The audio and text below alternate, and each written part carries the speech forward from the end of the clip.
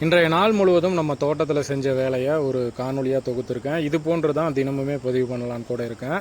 முதல்ல காலையிலேயே வாழைத்தார்கள் கொண்டு போய் ஏலத்துக்கு வச்சுட்டு வந்தேன். கதலி வாழைத்தார் 7 தார் கொண்டு போய் வச்சுட்டு வந்தேன். அடுத்து நம்ம மக்காச்சோளம் ஊன்றதுக்காக வயலை தயார் செய்கிறது. நம்ம ட்ரிப் இரிகேஷன்லாம் இல்லை, அதனால் நம்ம ஃப்ளட் இரிகேட் தான் பண்ணுறோம்.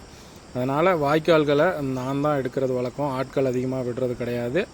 அடுத்து அந்த வேலையை முடிச்சுட்டு காலை நேர உணவு வேலையெல்லாம் முடிச்சுட்டு அதுக்கப்புறம் மீன்களுக்கு முக்கியமாக கனிந்த பழங்களை உணவு போட்டு தினமுமே நான் காணொலி பதிவு பண்ணுவேன். நான் அதை யூடியூப்பில் போடலைங்கிறது 2வது பட்சம்தான். ஆனால் தினமுமே நான் மீன்களோட காணொலியை பதிவு பண்ணிகிட்டே தான் இருப்பேன். ஏன்னா சில அருமையான காணொலிகள் கிடைக்கும், அதை மட்டும் நான் பதிவேற்றம் பண்ணுவேன். அடுத்து நம்ம குட்டி நாயை கொண்டு போய் கொஞ்சம் நேரம் தொட்டியில் நீந்த விடலான்னு தான் கொண்டு போனேன். அதற்கு முன்னாடி கொஞ்சம் சாந்தப்படுத்திக்கிட்டேன். ஏன்னா இது வரைக்கும் இதை நான் தண்ணியில் இறக்கலை.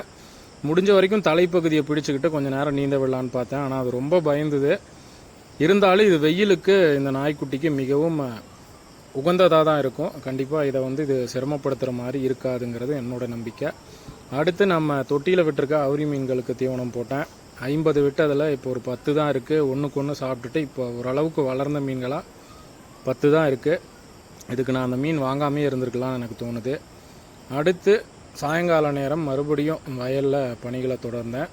ஏன்னா 2 நாட்களுக்குள்ளே இந்த வயல் முழுவதும் இந்த வாய்க்கால்கள் எடுத்து மக்காச்சோளம் நடவு செய்யணும். அப்போ தான் நம்ம ஆடி மாதத்தில் அறுவடை முடிக்க முடியும். அப்போ தான் ஓரளவுக்கு பச்சைத்தட்டுக்கும் விலை இருக்கும்.